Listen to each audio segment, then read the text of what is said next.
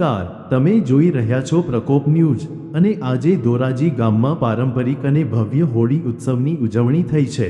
રાજકોટ જિલ્લાના ધોરાજી ગામમાં વર્ષો જૂની પરંપરાગત રીતે હોલિકા દહન કરાયું, જ્યાં ભક્તજનોએ હોલિકા માતાની પૂજા કરીને પ્રદક્ષિણા કરી અને આદિ પરંપરાનું પાલન કર્યું। ફાગણ સુદ પૂનમના પવિત્ર દિવસે ગામના વિવિધ સ્થળોએ જેમ કે માધવ ગૌશાળા, ચામડિયા કુવા ચોક, ચારધોકા ચોક, મહાલક્ષ્મી મંદિર ચોક, રાયાના ચોક અને શ્રી કૃષ્ણ ગૌશાળા હોલિકા દહનની ધાર્મિક વિધિઓ યોજાઈ। શ્રદ્ધાળુઓએ હોલિકા માતાનું પૂજન કરી આરતી ઉતારી વૈદિક મંત્રોચ્ચાર સાથે હોળી પ્રગટાવી।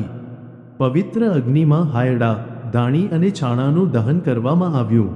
સદીઓ જૂની પરંપરા મુજબ પ્રથમ સંતાન સાથે પ્રદક્ષિણા કરીને શ્રીફળ, જળ અને ધાણીનો પ્રસાદ ચડાવાયો। આ ઉત્સવમાં ગ્રામજનો અને ભક્તજનોની ભારે ભીડ જોવા મળી અને શ્રદ્ધાળુઓએ ભક્તિભાવથી હોળી મહોત્સવ મનાવ્યો।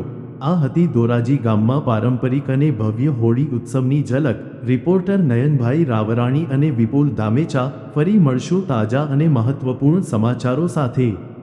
જોતા રહો પ્રકોપ ન્યૂઝ, સત્યને આપના સુધી।